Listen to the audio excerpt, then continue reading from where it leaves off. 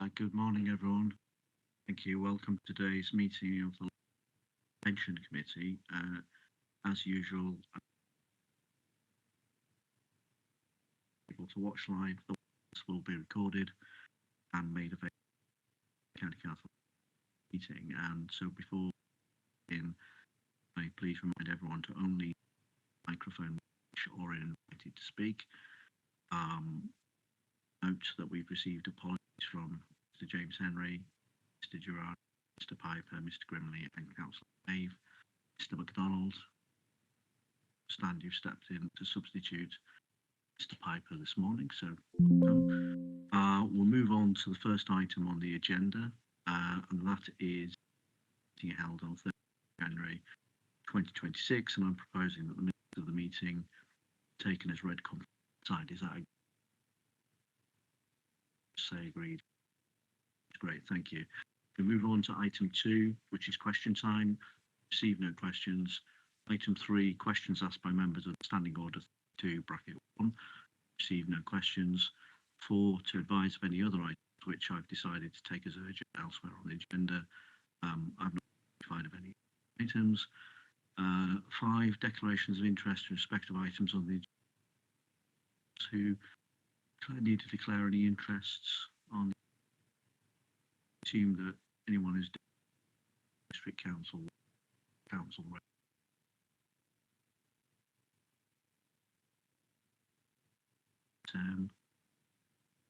Okay, we'll move on to item 6 then, and that's the first main item, and this is the LG Central presentation. This is on pages 30 to 44 agenda. This report, so I'd like to welcome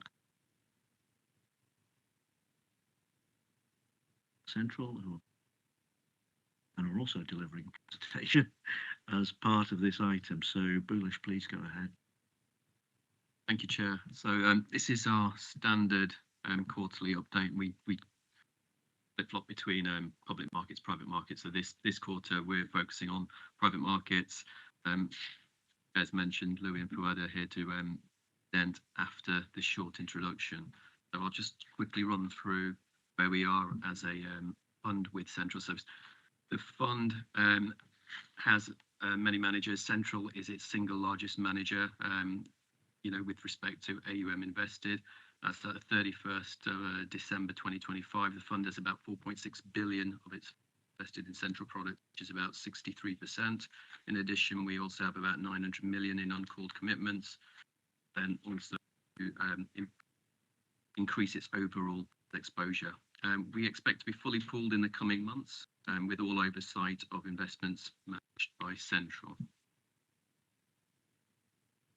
11A to D talk to the Fit for the Future proposals and the current position of the fund. So I'll quickly summarise. All administering authorities to take their investment advice from the pool. Point B, by the 31st of March 2026, it's envisaged to transfer all assets for management and oversight.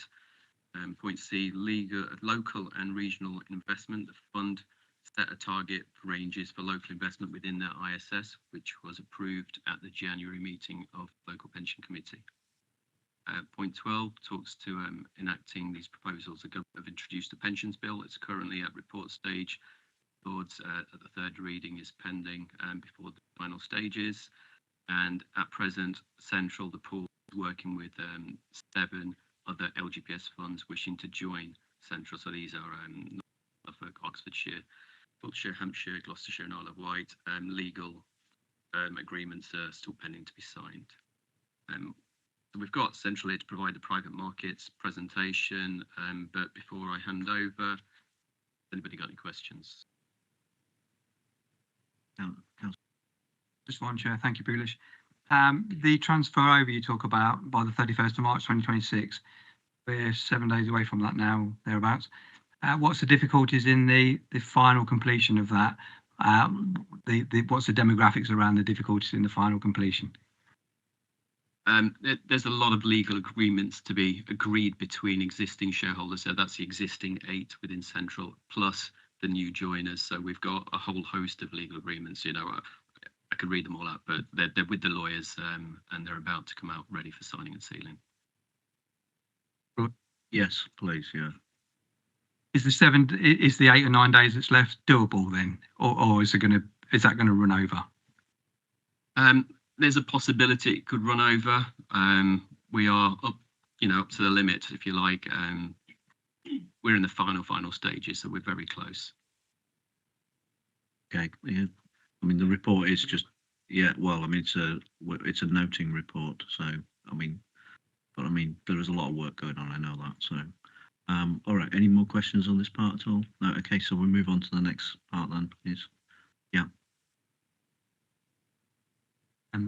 I'll quickly introduce myself for the people that haven't met me. I'm Louis Hill. I work at LGPS Central. I'm a client director, which means in due course I'll be responsible for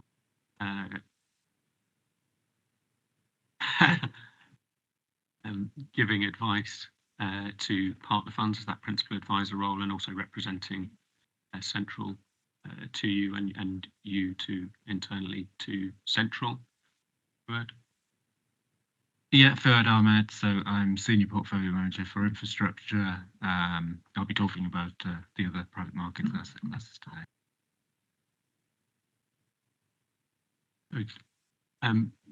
We're talking about private markets today. I thought what I'd do a bit of an introduction is define a little bit what private markets are, why you invest in private markets, and then we'll go on to the detail of the presentation, which is performance and a bit of information about the markets and the managers.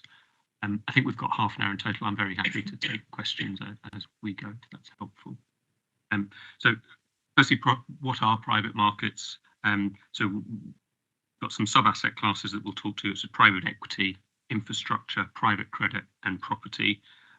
These are all investable assets that are not easily traded investable assets. So you think of the rest of your strategy where you've got listed equities, you've got corporate bonds and other credit, you've got government bonds. All of those can be very easily bought or sold in a day or less than in any minute at very low cost.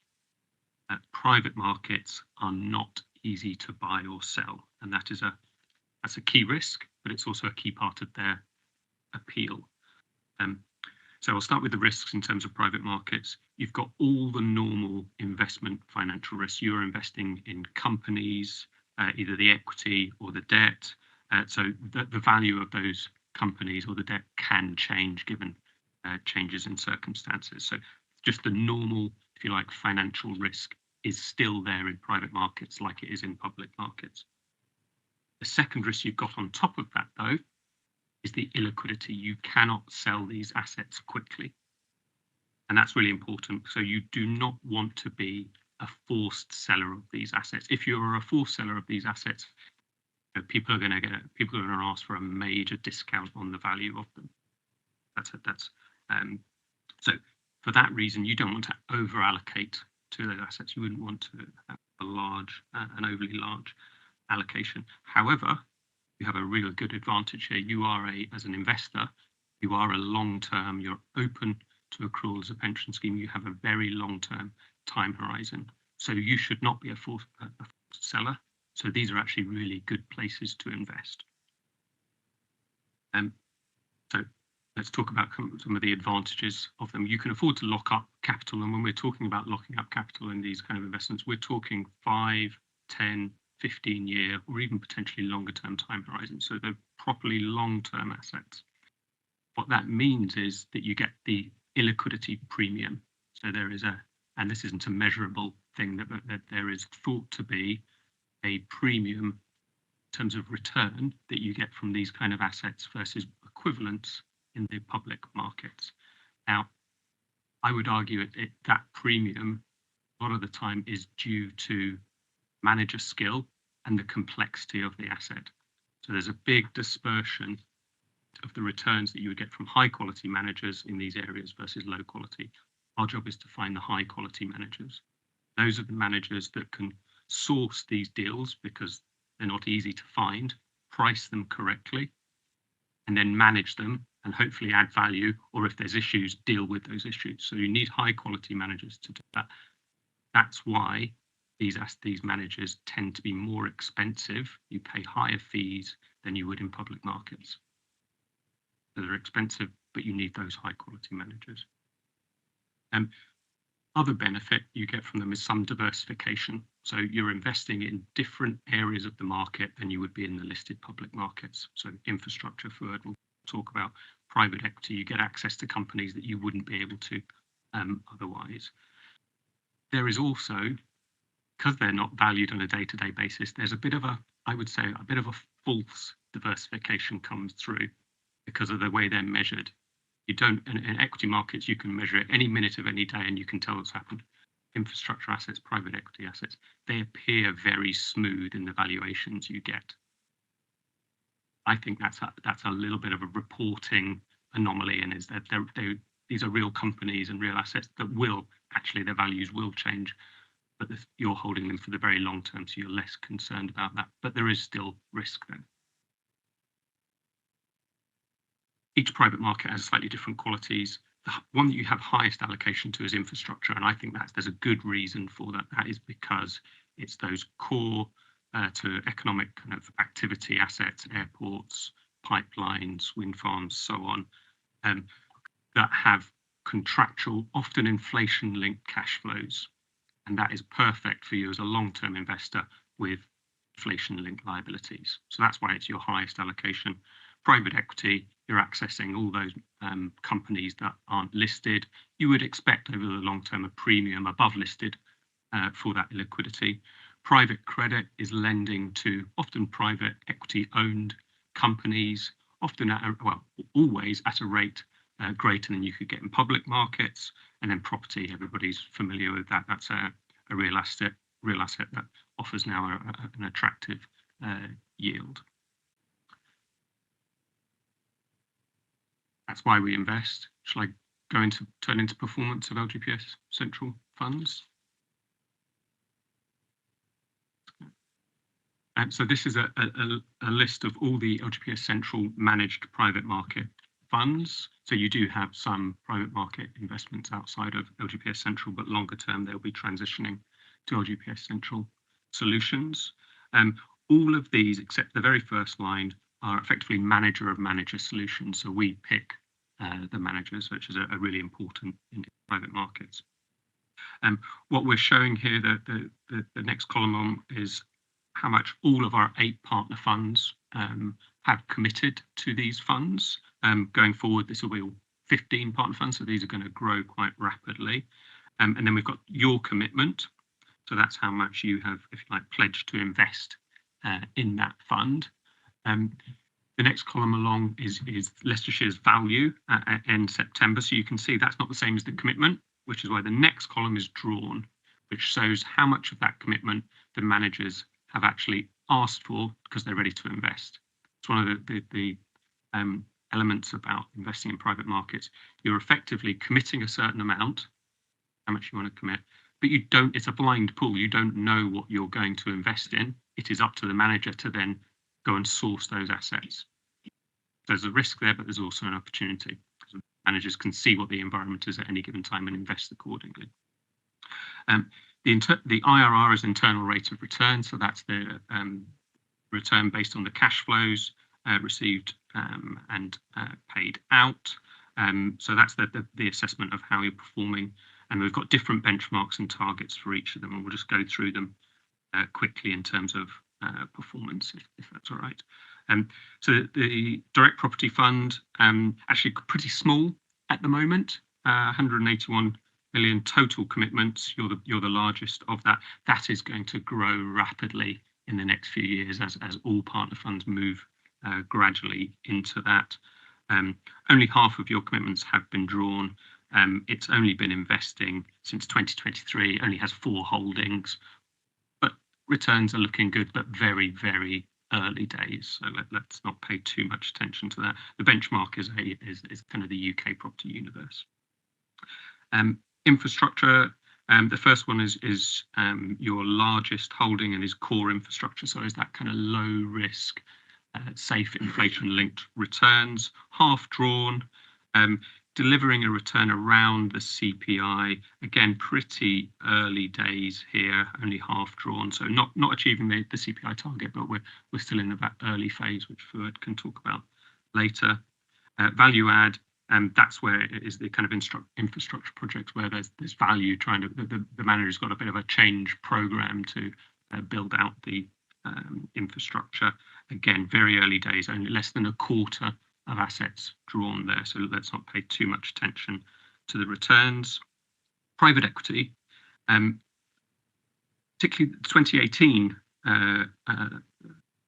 limited partnership there is been going since is beginning to be fully it is fully invested at 95% drawn. The returns of just under 11% in absolute terms are pretty decent. However, when you compare them to the benchmark is global equities, public markets. The target is public equities plus 4%.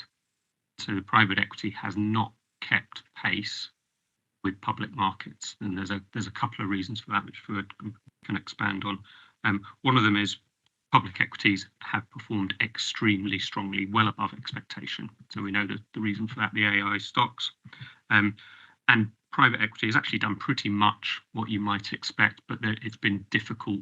There hasn't been many selling opportunities, so private equity managers have been hanging on to those companies for longer and not releasing the value as quickly as we might have hoped. Going down to private credit at the bottom there, the higher returning one is pretty fully drawn, and that started in 2021.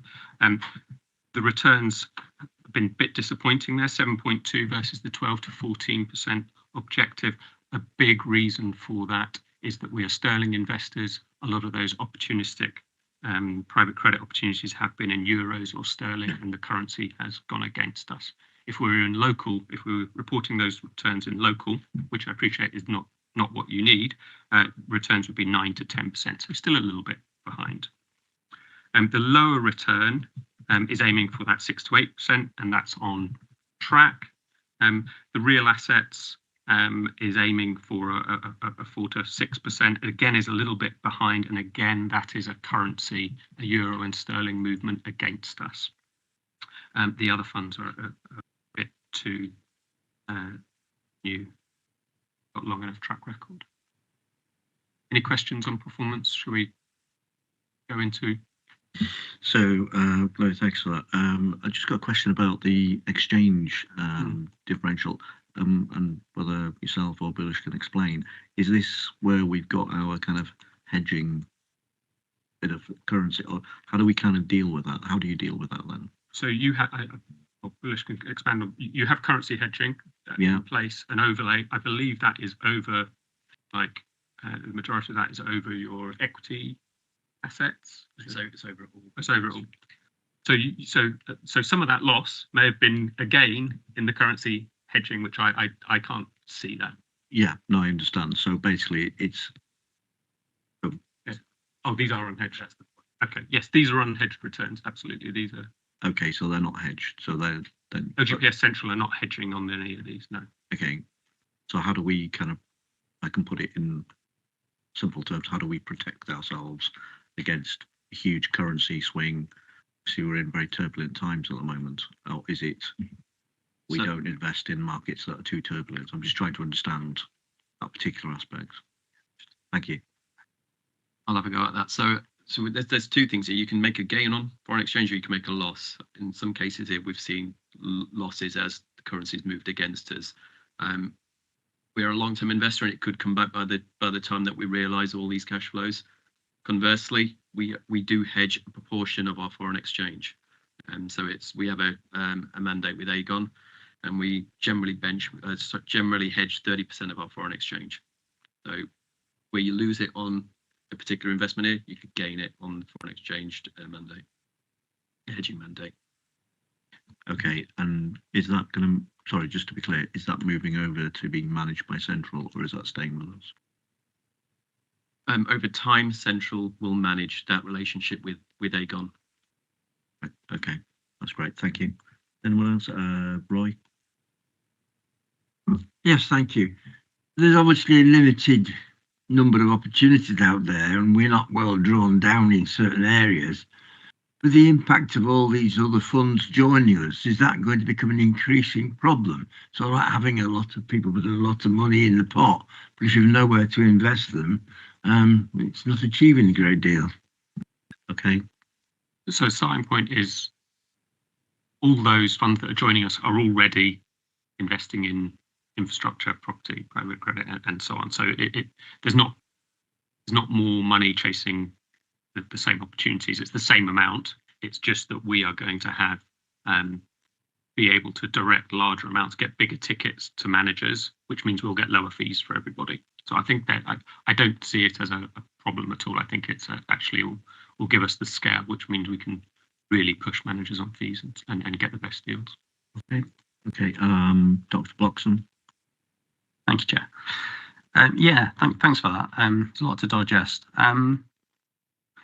I guess it's a risk and performance question. The diversification of the underlying assets looks great. You know, they're going to perform differently, infrastructure and private equity and so on. Are there any underlying risks that will affect all of them? So I'm thinking something like leverage. Do any of these funds, like private equity, use lots of leverage? And in that scenario, could we see something where there's something like a credit crunch and it would have an effect on all of them or a lot of them? And if that happens, we have quite a lot invested in there. So could we then be, you know, if it goes down a lot and it's something that's across the board anyway, we could be in a situation where we're forced to sell. So I guess the overall question is, do you think that's a good amount in a high risk scenario, or, you know, is it a little bit too risky? So as I said, these are, you know, financial investment or real assets, financial assets. There is definitely risk, you know, and that's you've seen it a little bit with kind of AI and how that's, you know, impacting software companies, insurance companies. You know, that their business model might not be as profitable before. So there's definitely impact there. Global financial crisis type impact is going to impact everything, absolutely. So yes, there is definitely risk. That's going to affect your equities and your credit and everything else as well. These are economic assets that will be impacted.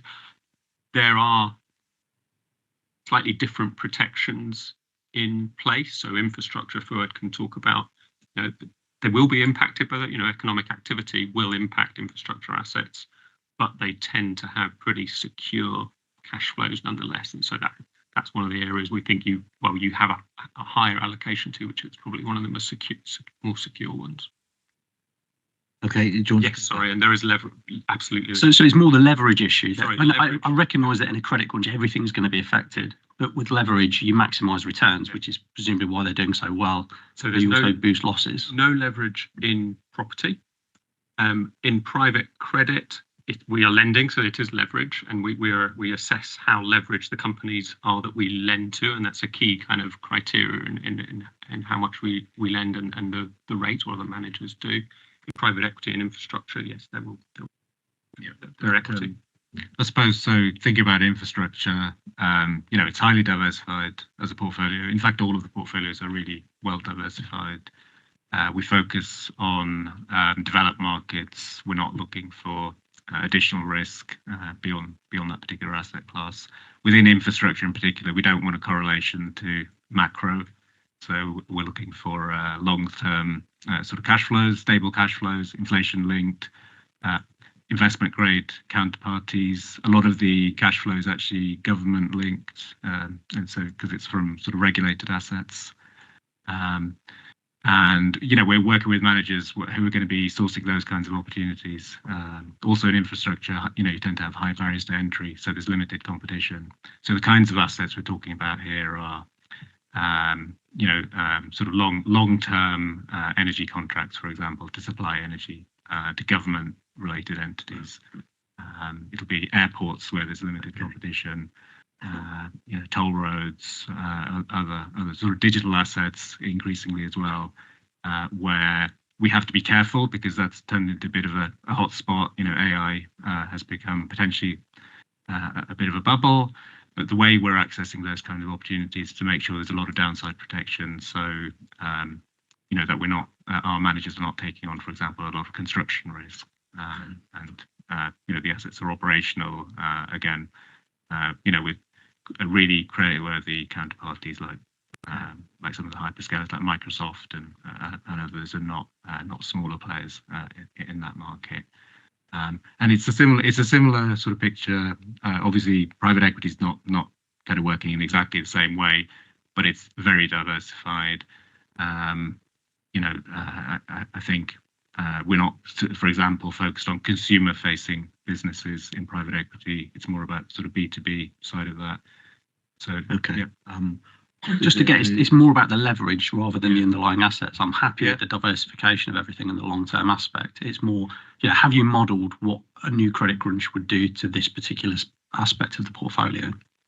Yeah, so leverage is limited. So within at an asset level, there is leverage, but it tends to, in infrastructure, it tends to be only on the highest quality assets where the banks, for example, or others would be willing to lend. So they tend to be operational assets that are very low risk from a kind of lending point of view. So leverage kind of follows that. Where it's kind of higher risk, we don't really depend on a lot of leverage. Okay.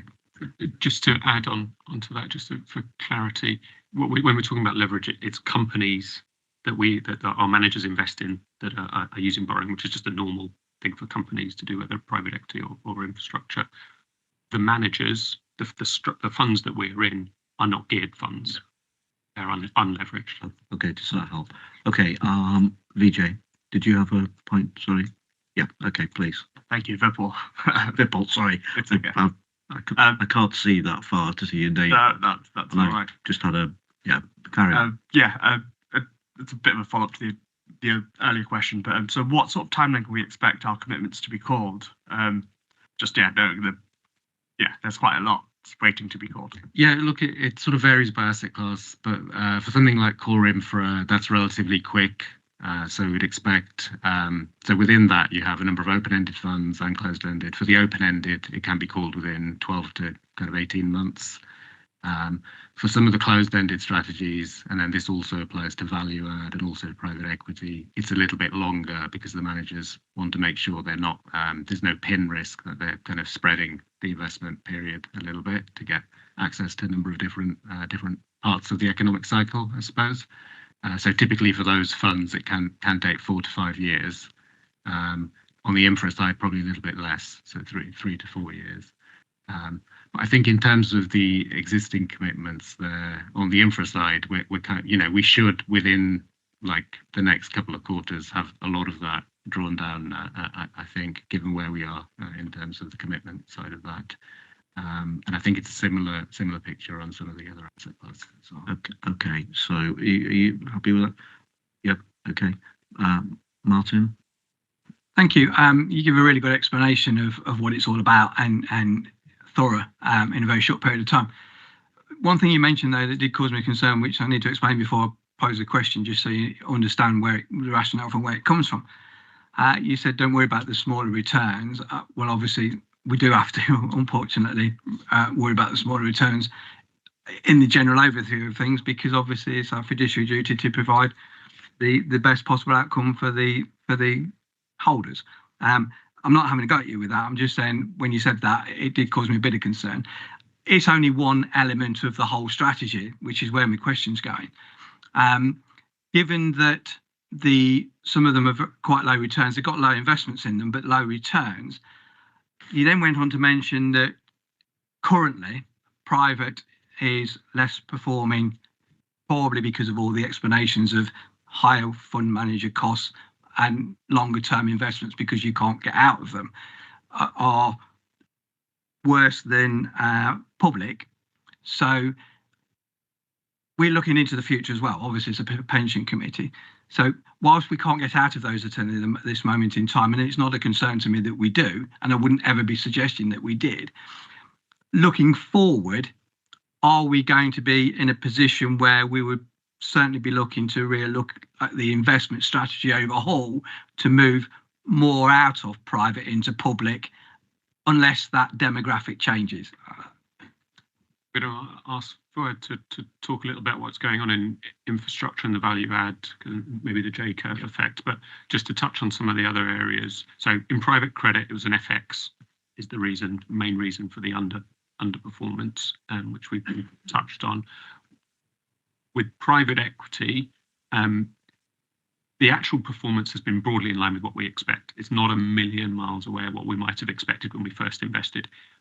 What is away from what we expected is what's happened in public markets. I don't know what your expected returns were. They were probably 7 or 8%. You probably expected your long-term expected return from equities. It's been almost double that. So listed equities have done much better. Now, we need to think about going forward. Is it going to be double again? In which case, great, we should be putting it all into public markets or not.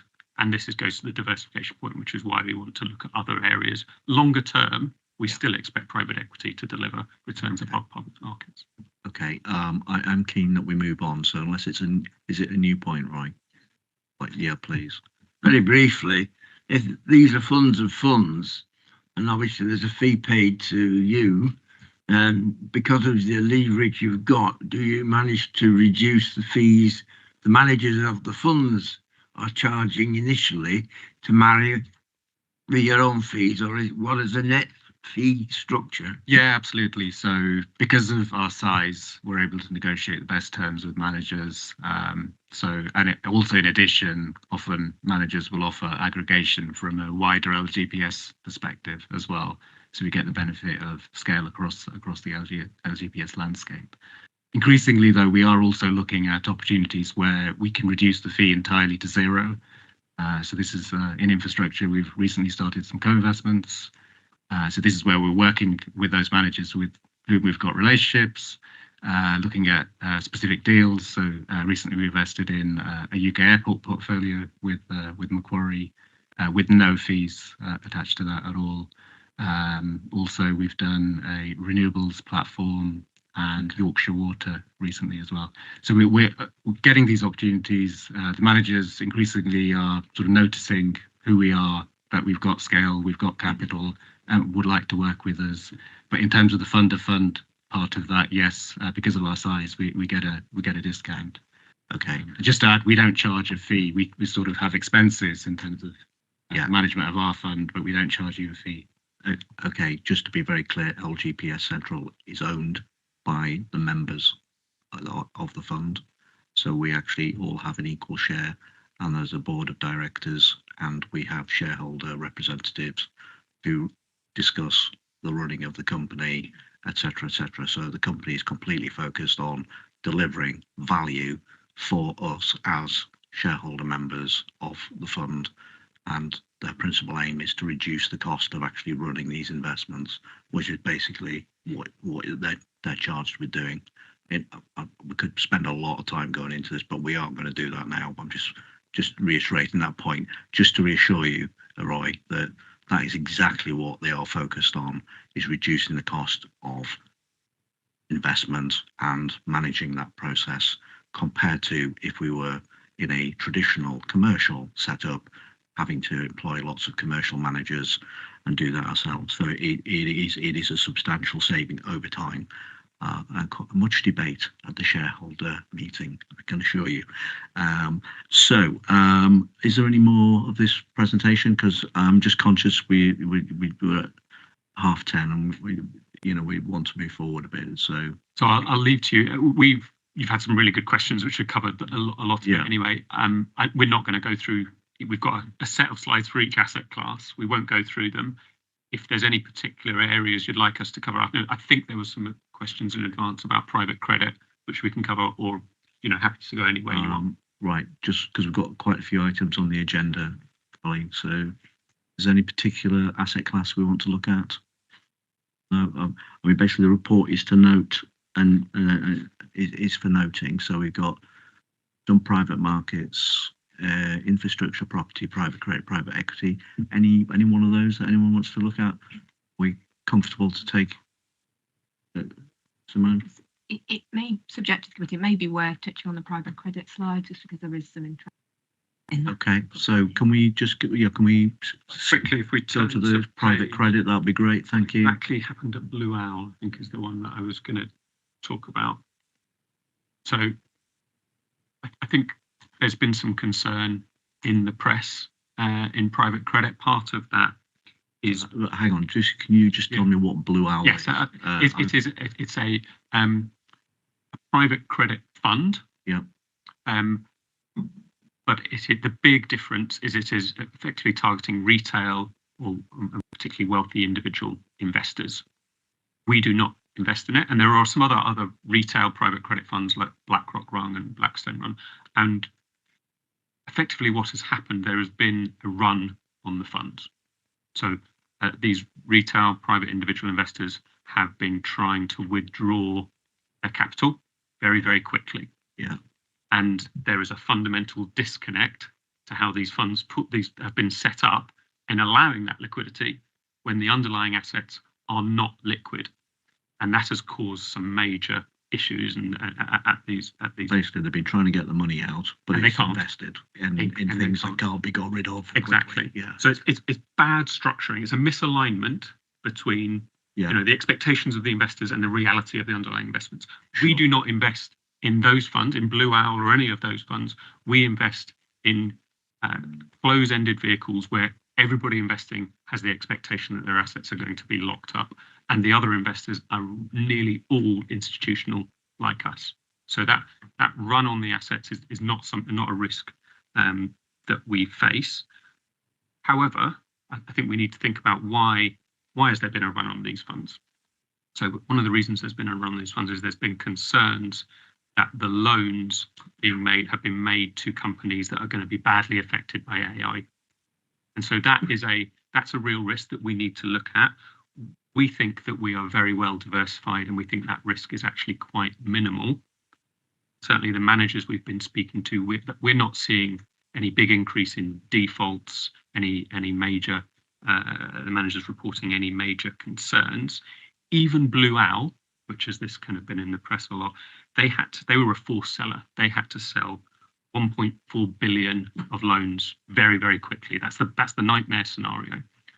They sold them at a loss of 0.3 versus par. So somebody bought them off and made a bit of profit, but they sold them. There wasn't a major loss there, which suggests that there was a lot of distressed people trying to get out, but actually the loans were not distressed. Okay, that makes a lot of sense. Did anyone have any points I wanted to raise about private credit at all? Okay, all right. Well, that's really helpful, and presumably we're not complacent. We're constantly checking or you're constantly checking, or your teams are, because we're not constantly checking, but you're doing that for us to make sure that we haven't got anything that's going wrong, basically. Yeah, that's great. Okay, so I think I am keen that we move on. So the recommendation is we're asked to note the report and presentation. Is that agreed? That's great. Thanks very much. Thank you very much for that. And so we're going to move on to item 7, which is the report on the pension fund valuation, funding strategy statement and results, which is pages 45 to 196 of the agenda. And Ian Howe, who's the pensions manager, is going to present the report. We'd also like to welcome Tom Hora and Richard Warden from Hymans Robertson, who will be joining online. Before I ask Ian to go ahead, just to note that the recommendation is that we will be asked to approve the fund's funding strategy statement, which comes into force from the 1st of April 2026, and to note the fund's 2025 valuation report. So just to make members aware of that. But Ian, if you'd like to please go ahead, and we'll take comments and questions when you finish. Okay, That's great. Thank you. Chair, yeah. Morning all. This report concludes the fund's 2025 fund valuation. So work has been ongoing for approximately the last 12 months, with previous reports to committee at various stages of the process. I don't propose to talk through every element of the report, but I'll provide an overview, and as Chair says, welcome questions at the end. And as Chair has already mentioned, Richard and Tom are the fund's actuaries, and they're available on Teams as well, should there be any questions. So going into what we've been doing, we consulted on the funds, the FSS, the funding strategy statement, with the fund's employers and the DfE, as they provide the LGPS guarantee for colleges and academies. The consultation started in mid-November 25 and went through to the 11th of January 26. We received replies from 84 employers, which is 41% of our employers, which was very successful and the most we've had in terms of any previous FSS consultation. There were some general themes within the replies, and I've included those in points 39 to 45 of the covering report.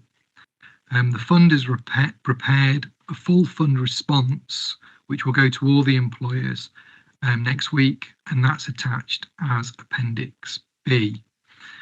The main themes were the negative 3% cap on the secondary rate was too prudent, and the minimum likelihood of success was questioned.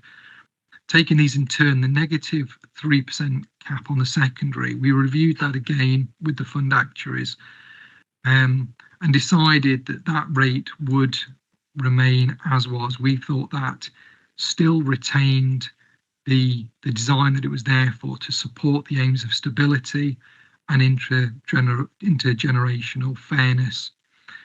The board also were asked this. We obviously informed the board as well prior to it coming to committee, and the board's response to this, I replied to that, and that's attached as Appendix C.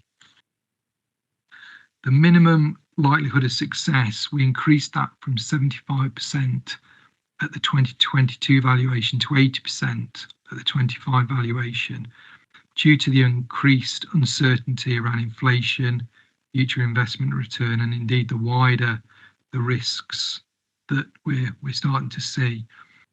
Universities were considered the higher risk out of all of the different employer groups, as they don't offer the fund security.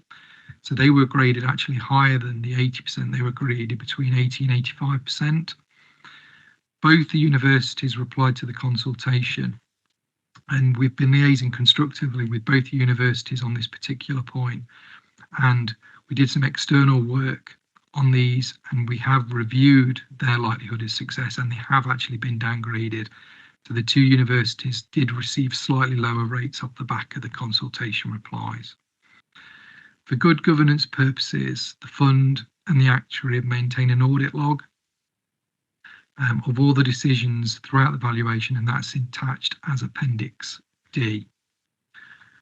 Following all the stages of the valuation and after the FSS consultation, the actuaries produced the fund's draft valuation report, and that also includes what we call the rates and adjustment certificate, and that includes all of the employer rates split down by employer, and that's in Appendix E. In the report, points 57 and 58 show the average employer rate reductions comparing the 22 valuation to 25. As a whole fund, the 2025 primary rate for new benefits is 16.7%, and that's a reduction of 6.4 from the previous valuation. And for secondary, for the past service, it's a 3% reduction. Sorry, it's 3%, beg your pardon, it's 3%, a reduction of 1.1% from the previous 4.1. Breaking that down by employer group, the average reductions, the stabilised employers, so that's like the boroughs, the city districts, they are stabilised employers, and they had the maximum available under the fund's stabilised approach, which is 6%. And that was agreed by committee in March 25 and included in the valuation committee report in September 25.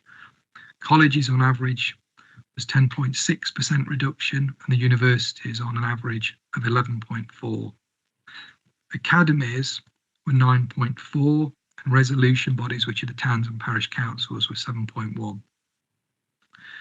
Admission bodies generally have a nil rate at this valuation because their rate is linked through to the length of the commercial contract. So when they leave that period of employment, that period of contractual arrangement ceases, and those assets and liabilities under pass-through move back to the original outsourcing employer.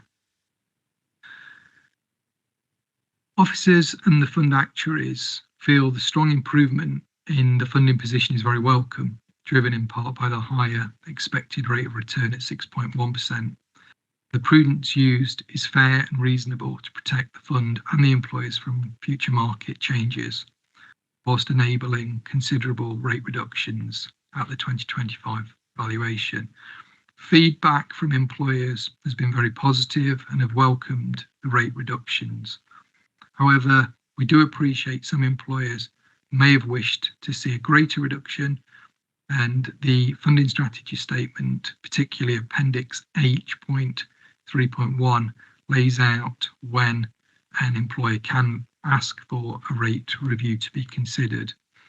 One thing I just wanted to mention on that particular point, we are closely watching the pensions bill going through at the moment.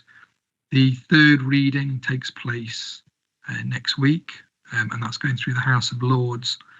And the bill has got some clarity around it, and I think it's designed to make it clearer, which is introducing how an employer can ask for a rate review and what the fund then needs to take into account. It states that the Secretary of State is to publish guidance within 6 months of when the bill is passed, and that will then determine how that process then looks. That's all I was going to propose to say, Chair, but welcome any questions. Okay, Councillor Cartwright, Martin. Yeah. Thank you, Chair. In terms of rate review from partners, councils, in that feedback, what was, just roughly off the top of your head, what was the percentage in terms of the overall percentage that we're suggesting a larger rate review reduction? We've had the discussion and we know that completely the rationale behind this to smooth the water so there's not great big increases and decreases. Absolutely support that entirely. My question is just around what was the percentage in terms of the number that were, let's use friendly words, disappointed in the reduction that's being offered. The reason why I ask that is because I'm trying to understand is what's the likelihood of a tsunami of them coming back and saying we all want a rate review when it's possible and causing us bigger difficulties than we need to have because they're not being sensible, basically. Yeah, of the stabilised employers, I met with them all collectively, and only one of that group. Yeah. Okay, and we also have to bear in mind that we're approaching LGR, and so that will also add further layer of complication later on. Right, has anyone else got any question? Upon. Apologies, Chair. Just thought I'd flag we've got a conflict, a potential conflict. I've recently become a governor of Leicester College. Thought I'd just flag that. Thank you. Okay, that's great. Thanks for mentioning that. Will you amend that on your members' interest? Oh, you've sent it to Angie. Great, thank you. Okay, sorry, Nick, I didn't see you there. Sorry. Thank you, Chair. Support the 3% negative limit strongly, Ian. I think it's important for intergenerational fairness because there are an awful lot of people who don't get as good pensions as we do within the LGPS. And if you then say, well, actually, you're going to get, you know, we'll take all the money now and then, oh dear, then it's going to go back up again, as per what Councillor Cartwright was talking about, then you really are being unfair. So that I strongly support that, holding the line on that. Yeah, I mean, I just make the point that some years ago, a number of what you call stabilised employers, I think, Ian, I'm right in saying, took pension holidays going back 20, 30 years ago. And then the outcome of that was performance then dropped.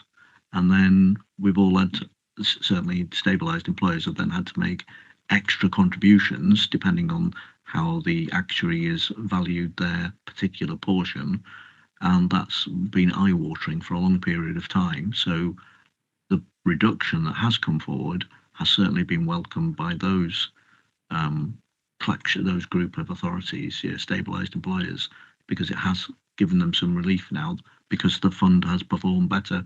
But what they don't want to do is get into the same position again of reducing it too low, and then we go down again, and then we have to go back up, or whoever the new authority is, because then you're back to the same old sort of cycle sort of thing. And I think that's the important thing. We don't want to get into that position again where everyone kind of thinks, it's okay now, we don't have to put all that money in.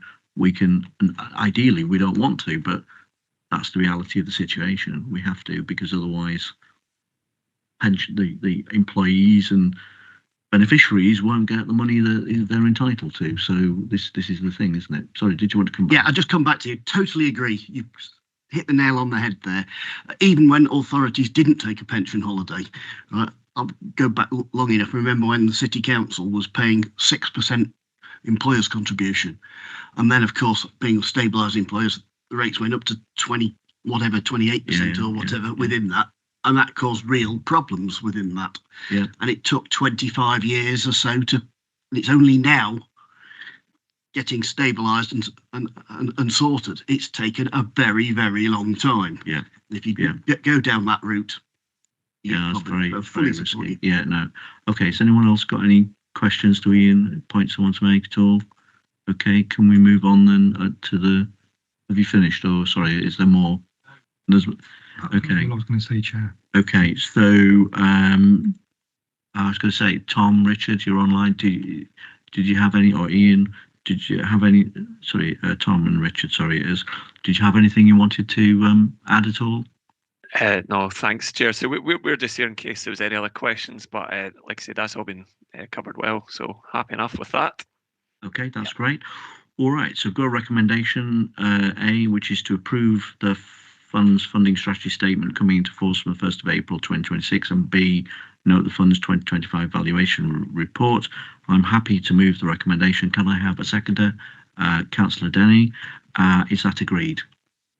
That's agreed. Okay, all right, that's great. Thank you very much. So move on to item 8, which is risk management and internal controls. And this is page 197 to 206 of the agenda.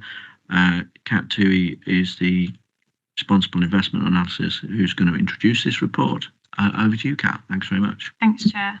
And morning, members. So this is the normal quarterly report updating the committee on developments in the fund's risk management and internal controls, in line with the pension regulators' code of practice and expectations regarding kind of governance and administration. So the fund has 19 risks, and these are organised across 6 categories: investment, liability, employer, governance, operational and regulatory. Each risk is scored based on their impact and likelihood, with both a current score and a residual score after controls and planned actions. So there's been one change to a risk score, along with several updates to the contents as listed out in the reports. And we've also had internal audit reviewing the register and are satisfied with the current position, and the local pension board had no comments at their last meeting. So as has kind of previously been brought out and fit for the future, there will be, these proposals will have implications, and that's kind of set out in paragraphs 10 to 12. They're also largely captured under risk 18 relating to the future regulatory updates, changes to the pension pooling arrangements and broader governance implications as a result. As investment decision-making transfers to LGPS Central, committee's focus will start to shift towards that continuing robust oversight through officer meetings and then regular updates to this committee and maintaining collaborative relationship with LGPS Central. So the only risk of a change is risk 5, and that's set out in paragraph 14. So relating to assets held by the fund are ultimately insufficient to pay benefits due to individual members, and this is reduced from 10 to 5 given Fund's 2025 valuation confirmed a strong funding level, meaning the likelihood of this risk has reduced significantly. So this has shifted from amber to green, and the risk response has been changed from treat to tolerate. So I won't go over any of the other changes other than just to kind of cover off risk 18 again. So we've updated the wording to reflect that we've kind of responded to all the consultations that have been available to us. This remains a key pressure, so we have continuing uncertainty. So the regulations were supposed to come into play by the 31st of March. They're currently still kind of going around the houses with the House of Lords and House of Commons. So we're not expecting anything before April, and indeed it probably will kind of go quite a way into April, if not further. So we still need to wait to see any implications from guidance and regulations and how that will impact the fund. But we'll continue to update committee and board as necessary. But I'll leave it there. Thanks, Chair. Thanks, Kat. Has anyone got any questions for Kat? Roy? An observation more than a question, but an earlier part of the meeting, we did also mention waiting for guidelines after the legislation hit the fan. And Deregulation Act, we still await the guidelines, and it's now in a different government and many years on. So I think the... Sorry, your microphone's gone off. It's off, yeah. Yeah. Well, basically, Deregulation Act has still not got its guidelines published. So talking about relying on things coming out within 6 months, I think is a bit of false optimism. Oh, okay, so thanks for that. That's I do understand your scepticism, because even with this, there has been it has been mooted by the government, but it's reliant on the pensions bill that's going through Houses of Parliament, and unfortunately that's taken a lot longer. There's nearly 200 amendments that they're having to work through. You might have caught some of that last week, and the government wanting to be able to have the power to direct where all pension funds invest their money. Secretary of State to grab that power, and obviously there's been a lot of pushback on that. So that's one of the concerns. So we've got to wait until the legislation is passed, and there will be guidelines. I'm absolutely certain of that, because otherwise nobody's going to understand what they're supposed to do. So it's really obviously we don't understand that there's big money involved, big assets, and and not just us, but it affects private sector pensions as well. So they've got to issue the guidance, otherwise the whole industry is going to be in a mess. So Nick. Thank you, Chair. I think the biggest risk that I think that we've got, I've heard now, is actually what I've heard sort of talked about, is that the government or a future government nationalises the fund, takes all the assets away as a national wealth fund, and then promises the pensioners based on government money. And with a government that the OBR says if current rules apply and current policies apply, we're going to get debt to GDP at 270% in the next 40 years. That really does put the risk on the pensioners far higher than actually having a well-managed, well-funded pension fund that we've got at the moment. And I think that is the biggest risk that we've got. Okay, I understand what you're saying. I'm not disagreeing with you. I think the likelihood of that is actually quite low at the moment. And the reason being, it would require primary legislation to change that, and that would be huge to try and do that. And I could imagine that all the members of said funds, current employees and beneficiaries, would be against such a move, and that would involve millions of people across the country who would be directly affected. So I can't see that being terribly popular. So anyway, but you can't say never, can you? So we just keep a watch. We'll see what happens. But anyway, Paul. Just a quick one. Are there any risks associated with sort of local government reorganisation in terms of, Is that worth sort of considering? Sorry, I should have said that risk 18 also includes local government reorganisation. So it's all of the uncertainties around those that will impact the fund. So we'll see, I guess, what comes out and plan accordingly. Yeah, we'll hopefully have clarity on that before recess in July. Okay, and then we'll be able to work through that and process that. So, okay, is there any other questions about risk management, internal controls? So the recommendation is we've been asked to note the risk management internal controls report, and B, approve the updated pension risk register. I'm happy to move the recommendation. Could I have a seconder? Dr. Boxham, thank you. Is that agreed? That's agreed. Thank you. So we're going to move on then to item 9, which is the valuation of pension fund investments. This is on page 207 to 220. Bulish is introducing the report. Over to you. Thanks very much. Thank you, Chair. So this is our standard quarterly valuation of pension fund investments. I'll start at point 2. So points 2 to 16 talk to past markets performance and future outlook. So we've got global growth remained resilient through 25, despite ongoing policy uncertainty. The full year global growth forecasts continue to be revised upwards, although they were at the time of writing during the year, and finished broadly in line with 2024 levels, with only a modest slowdown expected in 2026 when this was written. Obviously, a few things have changed since writing, and much of the past markets performance is to the 31st of December 2025, so bear that in mind when you're reading this. So that graph at figure 1 that you see there, you see the kind of greyed out lines showing global growth into 2026. I suspect they're all being rewritten slightly lower given the ongoing turbulence in the Middle East. In the UK, headline inflation was easing down during the second half of 2025. Inflation fell to about 3.2% by November. At the same time, unemployment was rising, which was indicating a soft labour market. Central banks were easing monetary policy through 2025 in response to moderating inflation and signs of labour market weakness. The Fed in the US and the Bank of England reduced policy rates through the year, and we've got a table at point 14 which shows the major economies' central bank base rates. We did get really good returns through 2025, so global equity markets again performed really strongly.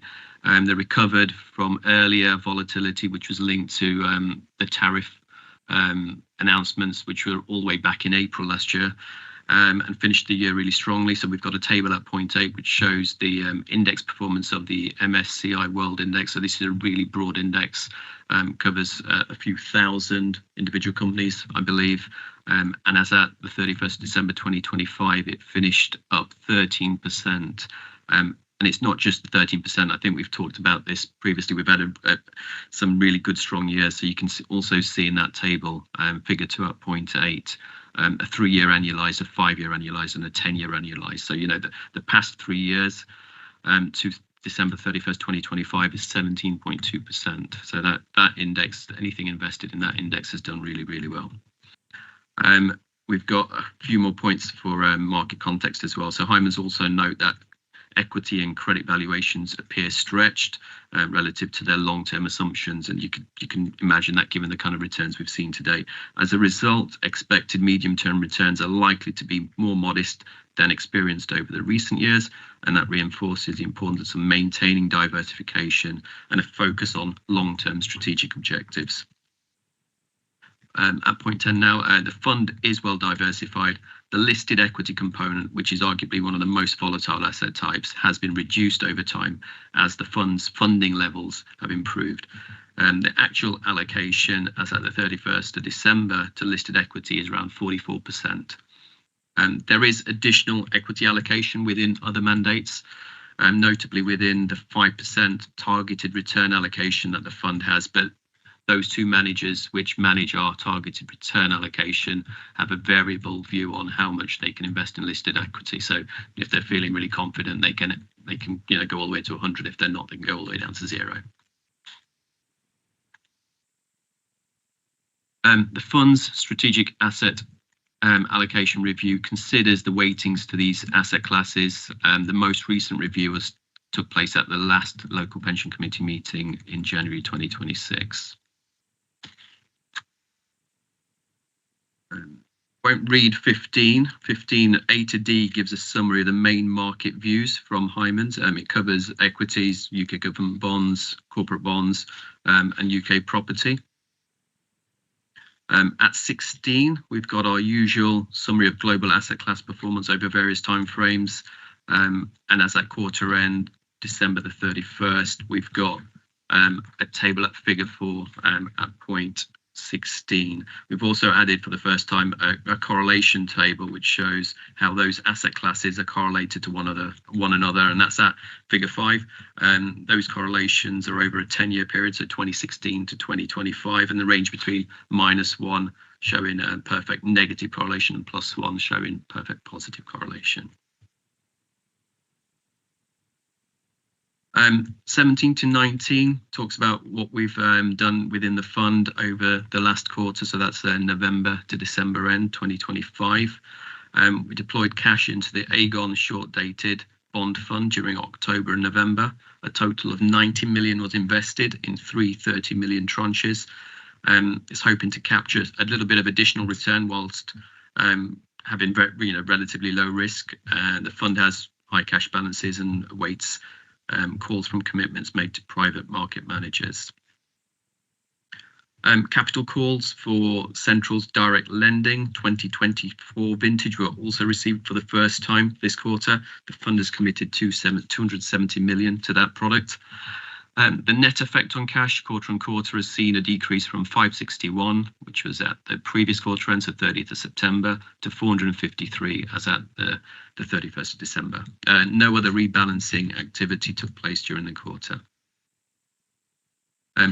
Won't read point 20 in full, but it refers to the last decisions and approvals at the investment subcommittee. The only update to add there is where we had allocated or approved a £15 million investment to venture capital within private equity. That product will now not be launched by Central owing to limited appetite from partner funds, and therefore that 15 million won't be invested.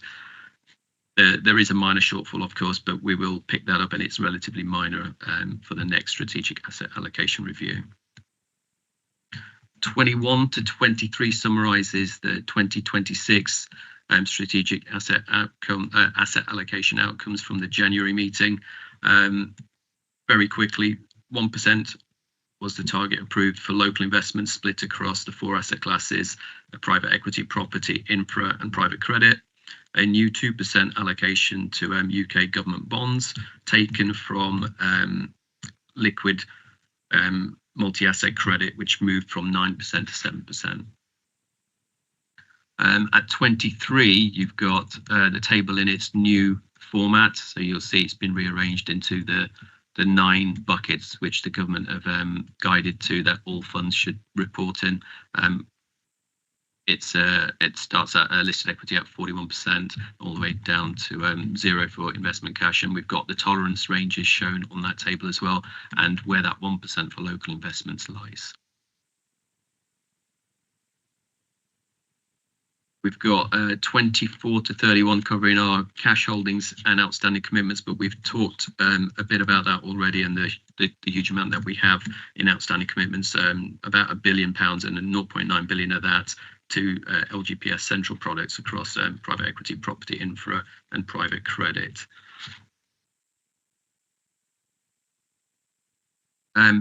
29 talks to how we invest the cash that we have. Essentially, it's not much has changed here.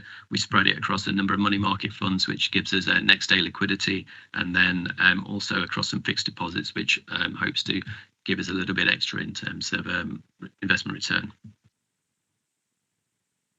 But we do expect funds cash to decrease over the next year or so. By the end of 26-27, we should be down to about 300 million. But at point 30, we say that it's due to a number of factors, most notably the speed at which these outstanding commitments are called by the managers. Then we've also got at 31 the standard table, which breaks out our investments by asset class against the target SAA. So essentially not much has changed here. We're still underweight to these income asset groups, which is infrastructure, property and credit, and we're overweight in cash. So we're just waiting for those managers in those private asset classes to make the calls, and obviously we can fund that from cash. 32 to 39 talks to overall investment performance. And at point 34, we've got the fund's investment performance as at the 31st of December 2025. We've got the 1 year, 3 year and 5 year averages, and you can see that they're all positive and healthily positive, but they are slightly behind the benchmarks in all three timeframes. And there's a number of reasons given to why they're behind, and the two big detractors are one mandate, LGPS Central, the global equity mandate, which is behind its benchmark largely because it's taken an active position not to invest in certain areas within the global equity space. And then private equity, also we heard earlier, is behind its benchmark. It's had a relatively flat couple of years, but its benchmark is the public markets, which obviously have done really, really well. We've got a little update right at the end for pooling progress. I won't read those out, but essentially 63% of our fund is pooled with LGPS Central products. We'll go to 100 in due course once all relevant agreements have been signed. Is there any questions? Okay, Roy. Yeah, I understand. Yeah, and going back to the early part of the presentation, I think with global equity funds, you talked about 1,000 companies being involved. I just wonder what weighting, monetary terms, there is in that that's actually American. Global tends to be overweight into American nature of the big beast that has got in the marketplace. I'm sure Louis will correct me if I'm wrong, but I think it's around 60 to 65%. I think is the MSCI World Index is US companies, but we don't only just invest in that part of the market. So we have a dedicated UK portion as well, which kind of rebalances it a little as well. Okay, Dr. Bloxham and then Martin. Thank you, Chair. Yeah, just interested in point 9, where it talks about equities and credit appearing stretched based on long-term assumptions. Is this things like PE ratios and things, or I wonder if you could just expand on that a little bit? Yeah, exactly that. So, you know, looking at it through a historical context, PE ratios of around 30 are relatively stretched, and I think that's roughly where we are. Yeah, exactly. It's particularly driven by the big US tech stocks. Earnings are massive, but the price of the companies is very expensive, and as the market has built in this huge expectation for earnings to be, you know, keep being huge and bigger and bigger and bigger. So hence that they appear expensive on that ratio. And then in credit, the measure is credit spreads, so the additional yield you get for investing in companies' debt rather than government debt, and that had been below 1%, which, you know, looking back historically is very tight.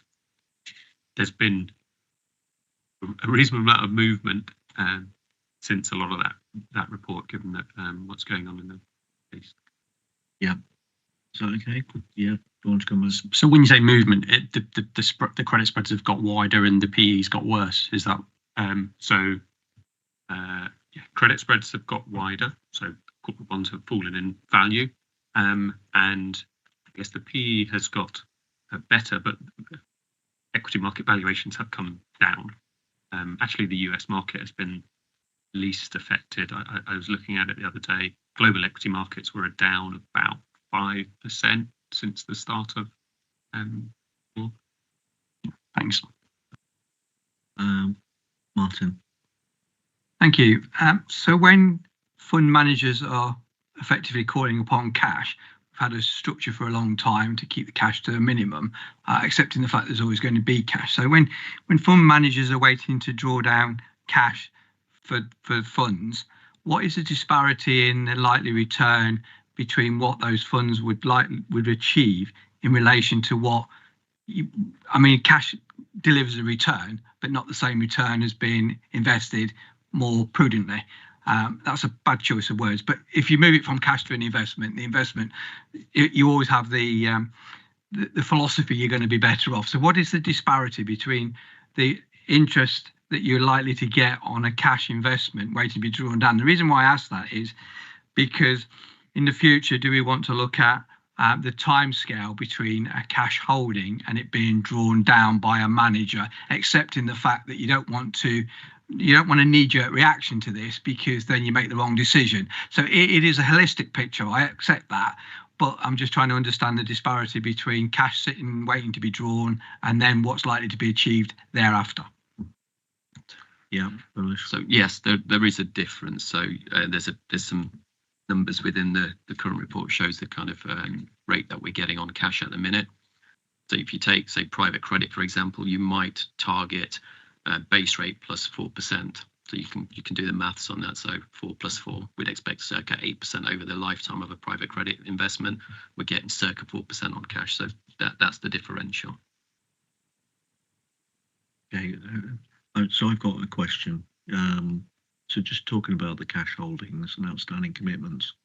So just trying to get to just summarise this. So currently, well, when this valuation was done, we've got 153 million in cash, and then we've got $1 billion in outstanding called for investments still being held. Is that right?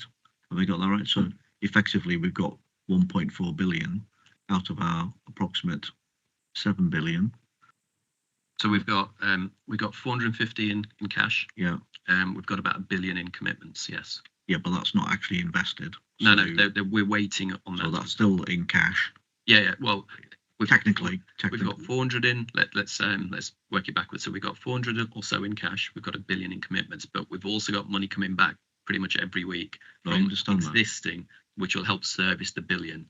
So you can't see the $1 billion and say we need to pay it tomorrow. It's going to be called over a number of years, and at the same time we're having money coming back. I think it's fair to say, I think committee members, correct me if I've got this wrong, but I think we're concerned at the length of time it's taking for these investments to be called down and invested.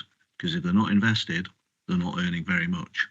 And I think there's a degree of concern, because we've been saying this, to my memory, for at least 2 years, and we've been raising this as a concern. Now, so I think, I don't know what the answer is, but I do think there needs to be a more clarity on the timeline as to when these things are going to be drawn down and actually invested. Because at the moment we're holding a lot of money that's been, £1 billion yet to be called down and invested. That's a lot of money just sat there not doing very much. Made those decisions already. So I think, with respect to everyone, I think there's, as well as the cash, and we understand we have to have cash because we have to pay people their pensions, otherwise they get very upset if we don't pay them out on time.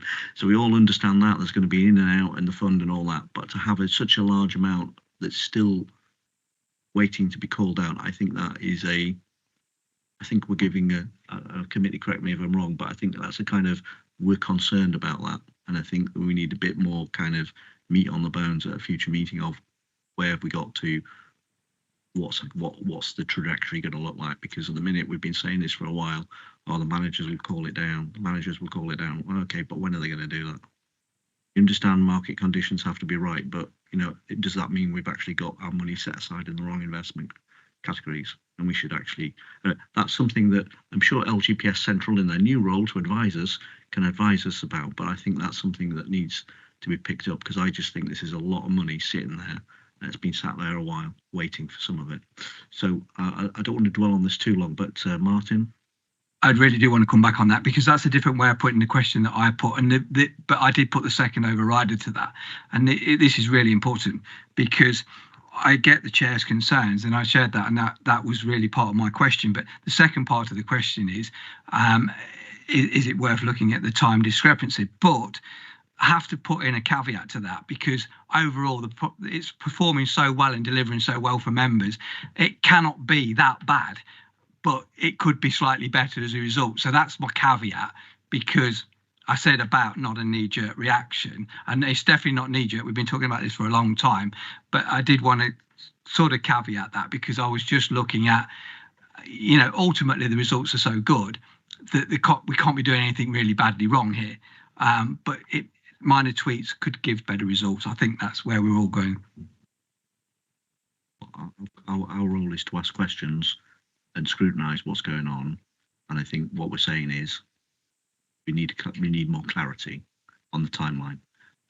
Roy. Yeah, very briefly, Chairman, just to support something you said and makes what you were saying then. If this is a problem, rather than having cash, we should be putting it into a different asset class so it's working for us.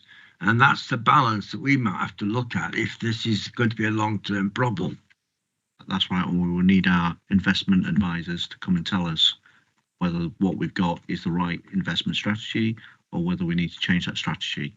I'm just going to invite Declan in. Declan. So it's obviously a key point of interest. So we'll bring a paper back that just explains kind of how the cash flows come in and out, because we do manage in various ways to give some assurance. It's not £1 billion that's sat there in cash. So what we do is overlap some of our commitments. So we kind of almost overcommit a little bit, knowing that they don't get called straight away, and the fact that money will get returned. So actually it's about half that. It's about 400 million. And that's not all driven by the illiquids. We did have some problems with sort of managers historically, but we'll bring a paper that shows the kind of cash flows come in and out and how you try and manage that kind of illiquidity sort of headache that it gives, which is a lot of it by about sort of phasing investments.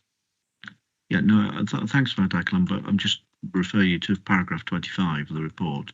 It says at the time of writing there's over £1 billion in outstanding commitments waiting to be called for private market investments. So the commitments waiting to be called, because we overcommit and don't just hold it in cash, we've only got about 450 million of cash.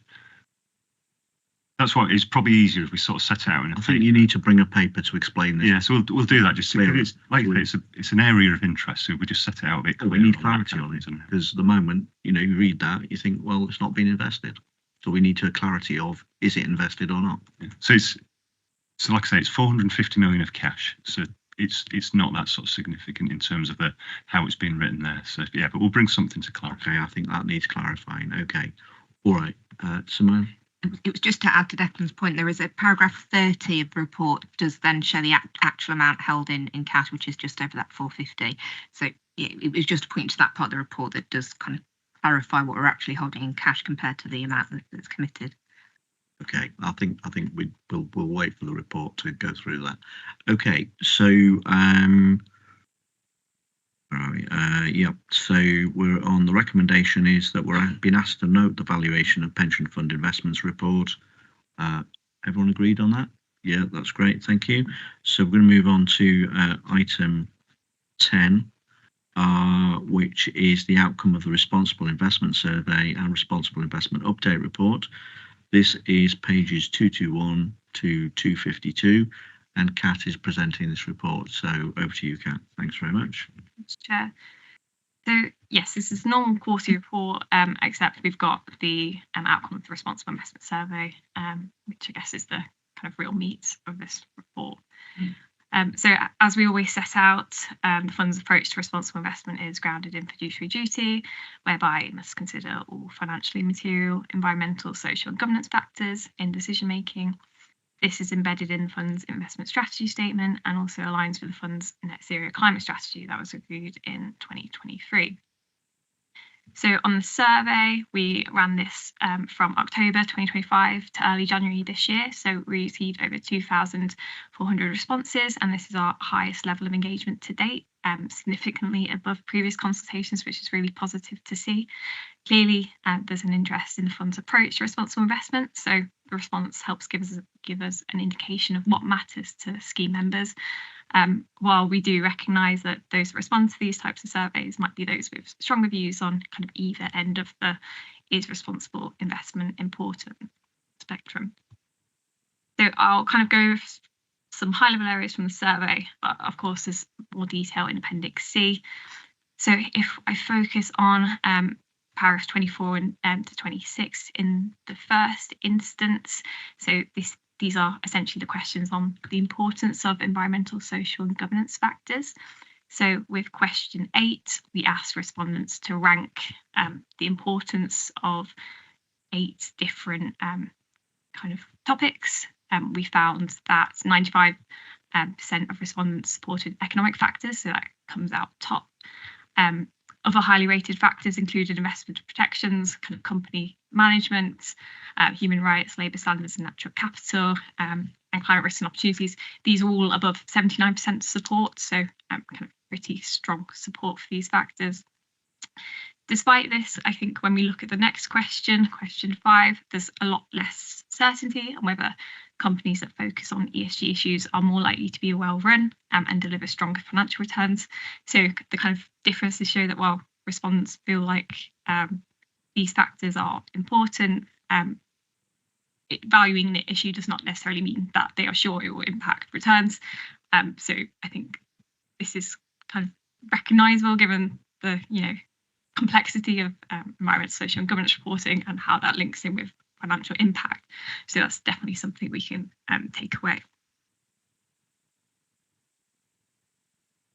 But I guess kind of the main point is that economic factors are seen as the most significant. So on climate risk, if we go on paragraph 27 onwards, so we see 76% of respondents believe climate change poses some level of risk to the fund's investment, either a great deal or to some extent. So this reinforces the work we're already doing to manage climate risk and improve resilience of the fund in kind of different scenarios. However, again, we see a kind of divergence when we look at the following question on views on the net zero targets. So we can see we have a kind of comparable question from 2022 where we'd asked, do members agree with setting a net zero target? And we can see that there's kind of a lot more of a neutral response than in 2022, although not a stronger indication against a net zero target. So that's something for us to consider. We do see the themes of why members have felt this way. So a lot of the comments were supportive, but I think there's also concerns about the realism of a net zero target, given what's going on in the world, and also, again, the desire to prioritise financial returns. So question 8 asked,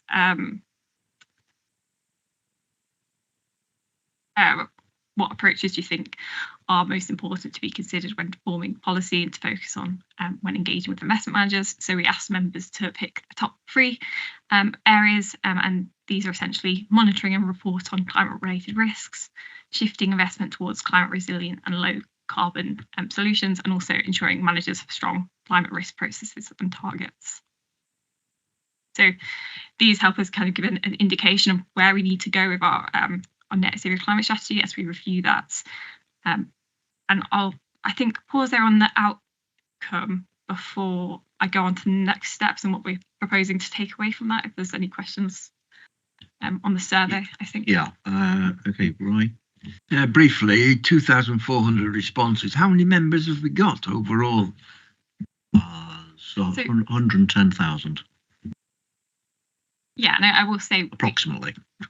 We only have email addresses for 45,000 of those, so who signed up to the member self-service. So that was one of the kind of restrictions on the fund, though we did ask employers to, circulate it to their employees.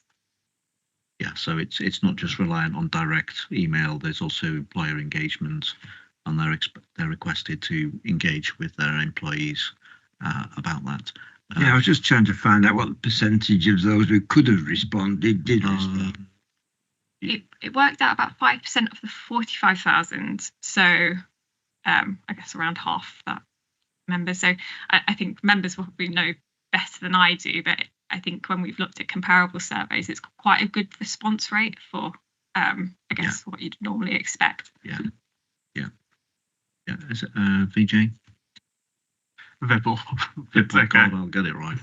I just want to commend the officers because I know that's an incredible response rate, I think. So really well done in getting members' views heard.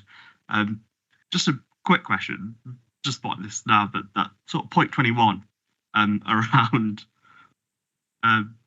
yeah, point 21, just a bit of clarification on that, around primacy over on views on non-financial factors.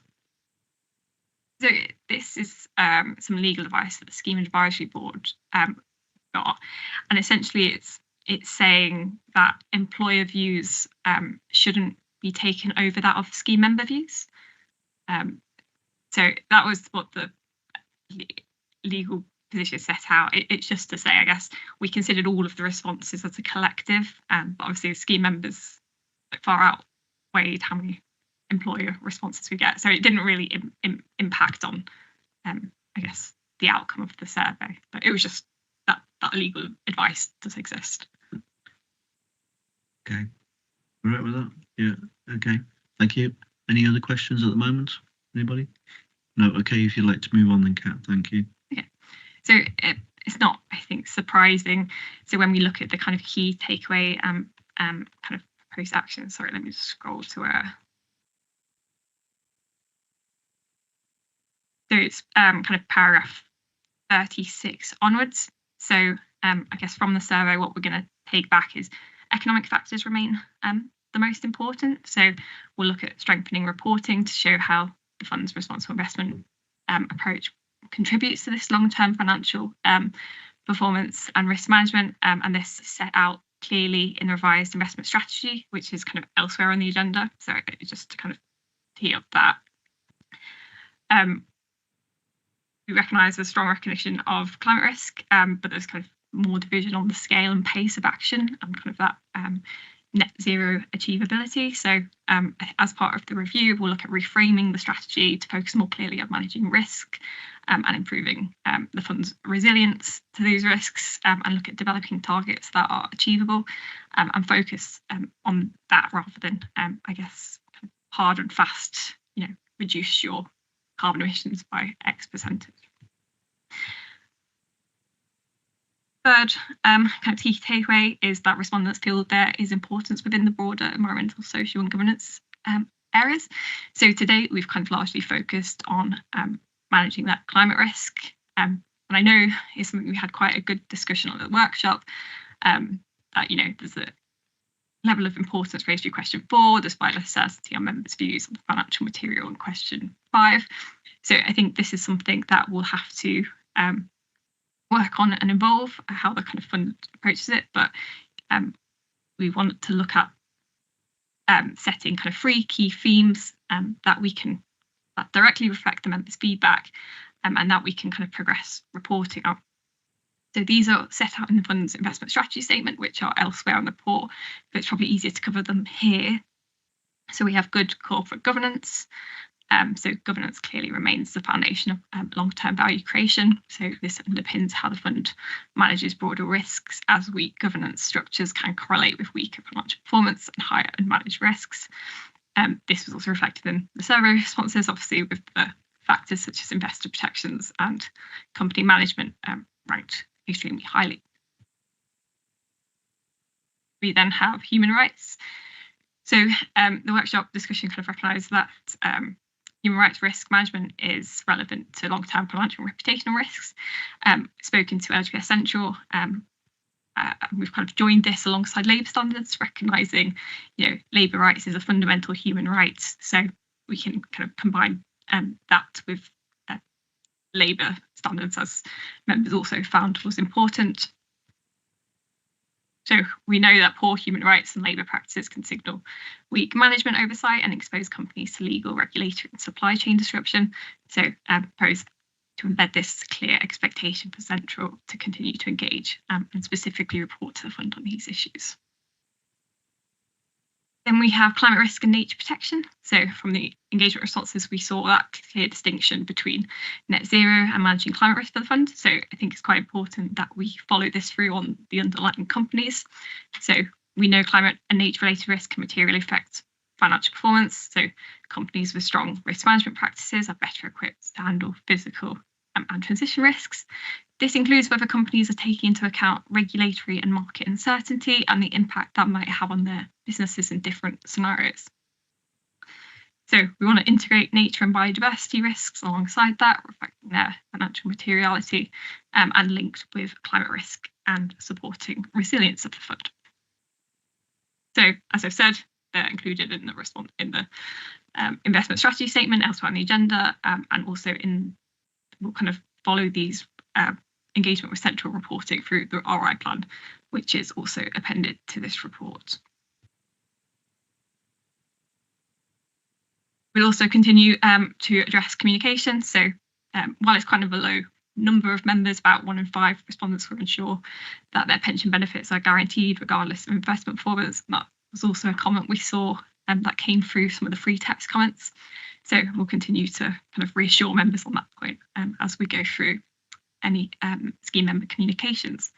I'll leave it there and won't go through the kind of other stewardship engagement and voting updates. I would say we've got the responsible investment plan for approval, and the kind of stewardship themes will come up in the investment strategy statement for approval. Thanks, Chair. Okay, thanks, Kat. Has anyone got any questions for Kat at all? Dr. Boxon. Thank you, Chair. Yeah, just a bit of clarity. Just noticed something. Looking at Appendix B, and it's on a responsible investment report. So I presume these are mostly responsible investment resolutions and things that we're voting on it, or is this just all of them? The question, I guess, is I was surprised. I thought it would be more shareholder resolutions and things, all the ones we're voting against certain things, or but actually the biggest one is board structure. Is any of that responsible investment related, or is this just a matter of voting against people because we disagree with their competence or whatever? So there'll be a mix. So broad structure can be quite a wide area. So it can be like if a director, you're voting against a director because they're overboarded, so they've got too many other board directorships and you don't think they can give enough time.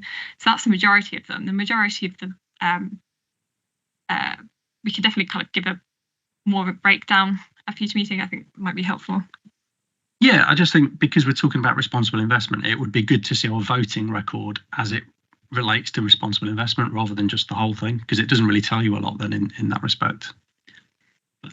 Yeah, I look at bringing examples. The problem is there's thousands of votes that are undertaken on behalf. We definitely bring some out, but I think the fund voting on any resolution is responsible investment.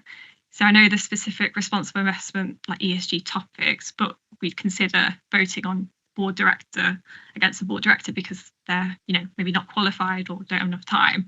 That is a key part of being a responsible investor, but we can definitely bring out some good examples, I think. Okay, I think what would be helpful is if we have some examples of where we have voted in the scenario and different scenarios of where we voted and why we voted. Not obviously we haven't done that. Our managers have done that for us.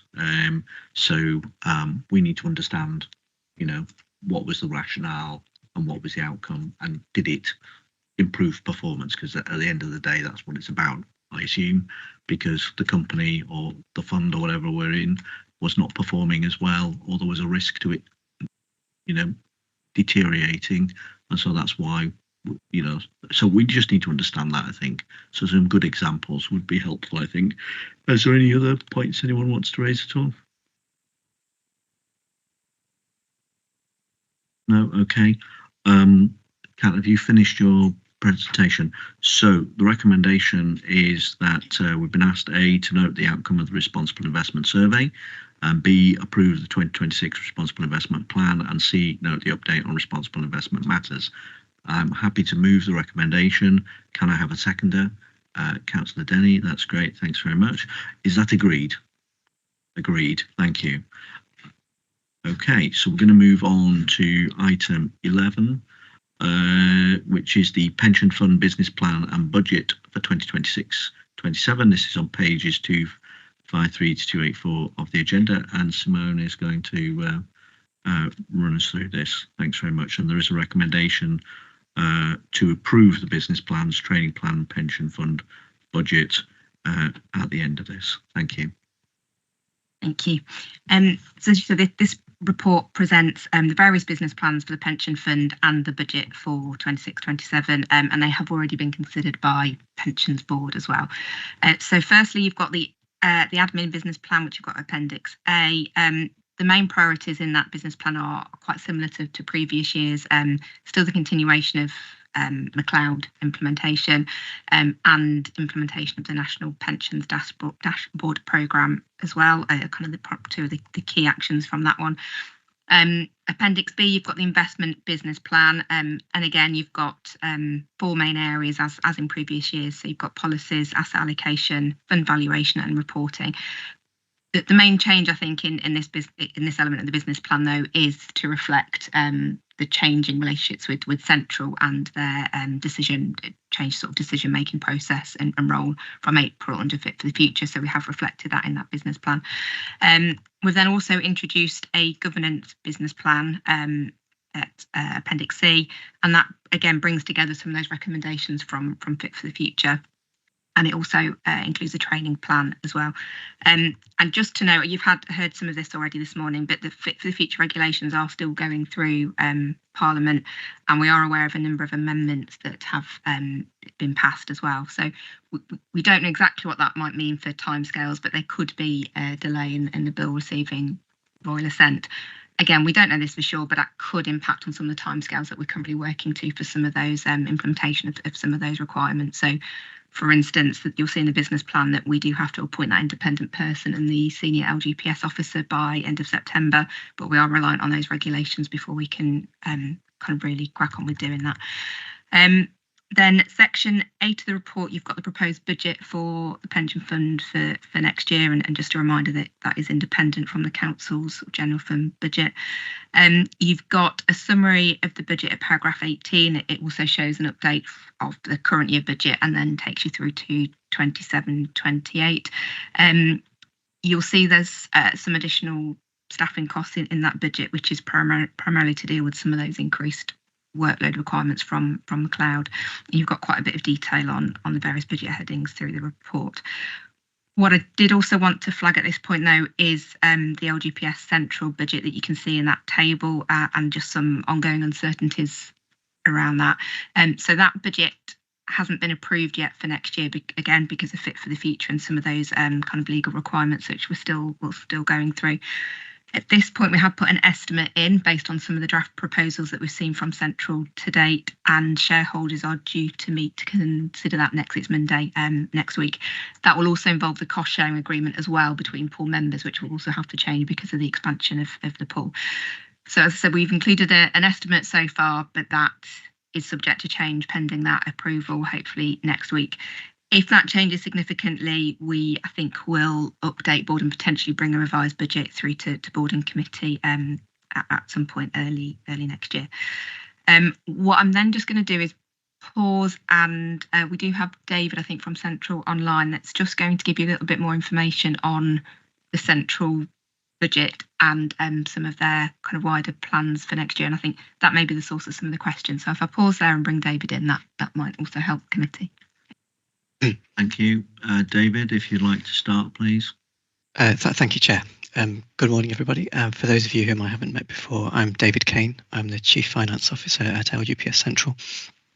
And I'm pleased to be able to talk to you this morning just a little bit about the strategic business plan and budget. If we have a look at the first slide, please, Bulesh.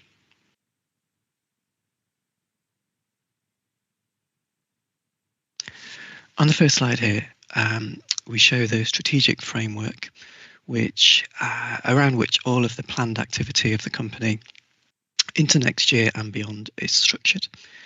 The key elements of that strategy are the vision. I'll just pull out 3 key points about that vision. 3 key words. I think those key words are choice. We'd like to be the partner of choice for our partner funds. We would like to be central to the LGPS, not just in a geographical perspective, but in terms of influence as well. And trust. Trust is a really key word for us in that vision as well. The vision is supported by the mission. Again, 3 things that I'd really like to draw the committee's attention to within that mission. Firstly, long term. We invest for the long term, as it says there. Always acting in the best interests of our partner funds, including their employers and scheme members. And then finally, our strengths, which we believe are our scale, people and partnerships. The vision and mission are underpinned by the three elements in the coloured rectangles there: risk, strategic goals and initiatives. Risk obviously being an FCA regulated entity in the asset management sector. Risk and how we manage and mitigate risk is fundamental to everything that we do. So that ripples through our business plan, our culture, the way that we work. Strategic goals and initiatives I'll talk about in separate slides in a moment. And then underpinning the whole thing is the company's values and culture. It's really, really important to us that we have the right culture that blends the best parts of the public and private sector. If we have a look at the next slide, please. So as I mentioned, one of the key elements of the strategy are our strategic objectives. We have 6 of these built into the business plan for next year. And just to run through these quickly, these focus on, first of all, our advisory service.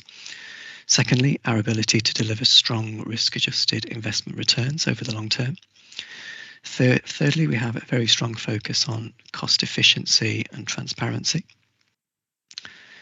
We want to be able to enable local investing that is aligned to partner fund strategies. We want to foster a high-performing, inclusive and client-centric culture. And then finally, I mentioned trust a minute or so ago. One of our strategic objectives is to strengthen trust with partner funds and other stakeholders through open management and governance excellence.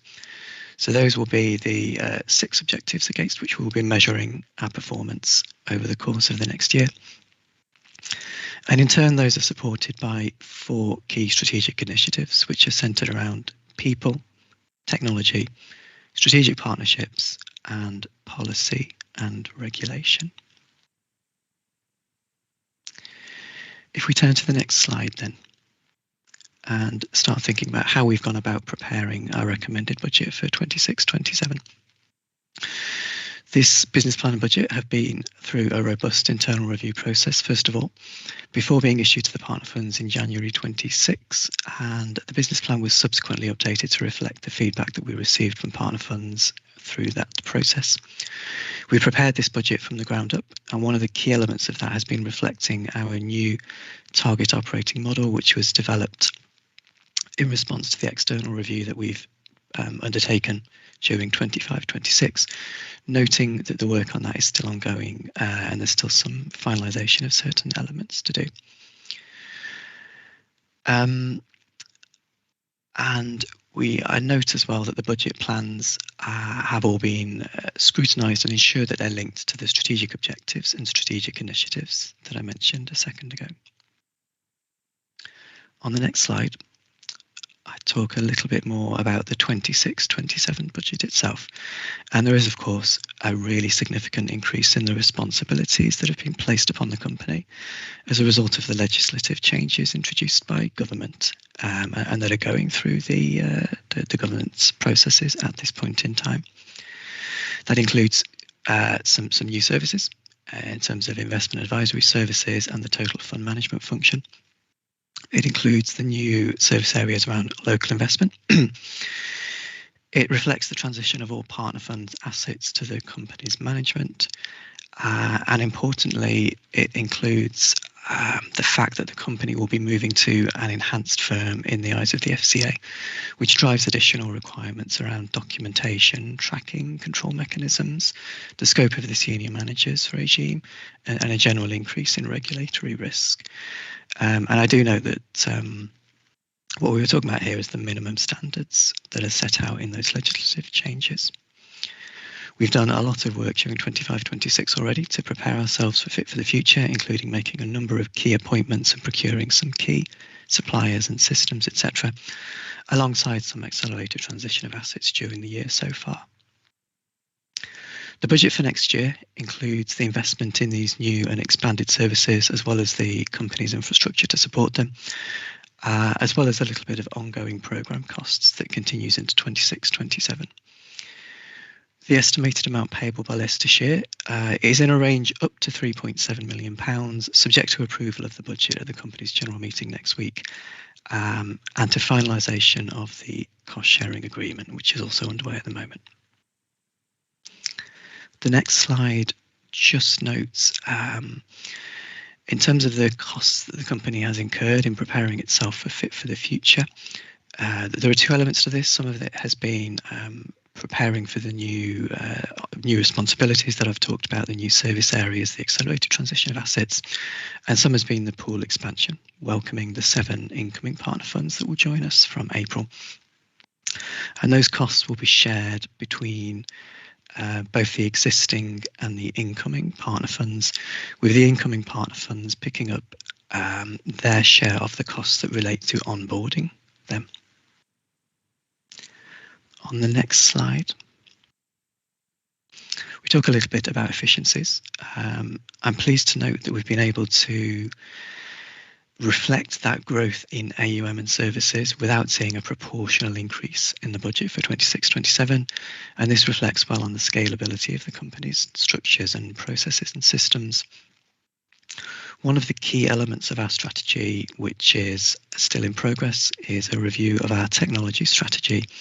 We expect that to give rise to significant efficiencies over the next 2 to 3 years. It's a little bit too soon to quantify those, but we will, of course, keep partner funds updated as soon as we have some more concrete figures there. One key element that I'd like to note in terms of how Fit for the Future changes the way that the pool as a whole works is that the LGPS Central will now be the fund's principal investment advisor, which means to say that the investment advisor is owned by the partner funds, and that service will be provided to the pension fund at cost. There is no markup in there. And I'd emphasise that demonstrating value for money on behalf of the partner funds remains a really key priority. It's something on which we are heavily focused at all times. We'll measure value for money in a mix of different ways through some internal measures, looking at how our costs are relative to the value that we're able to add overall, and also some third-party benchmarking which compares us to similar asset managers of a similar size. Okay, I think that was my final slide. Thanks, Bhulesh. We're happy to take any questions. Okay, thanks for that, David. Has colleagues got any queries, questions you want to put at all to either David or Simone at all? No? Okay, all right. So there are, sorry, Martin. Just one to Simone, Chair, thank you. I welcome the additional staff to help with McLeod and that, because the department's been under extreme strain for a long period of time over this, and of course rollout of dashboard is important too, but dashboard should produce, well, McLeod will tail off in the end, of course. We already know and established that it's the hardest cases we're looking at now, so that will come to an end, thankfully. Dashboard will come to an end, thankfully, but the outcome of dashboard is very different to McLeod. Dashboard is technically going to save money in the end because people can take more control over administering their own details themselves. So, but in terms of local government reorganisation, and reason why I'm mentioning all of these is because in the end, whilst I accept entirely the extra staff are needed right now, in the end, all of these things should reduce in severity and therefore reduce in staffing numbers. So what is the, in broad terms, the contracts around the new staff? Because inevitably there'll be a reduction.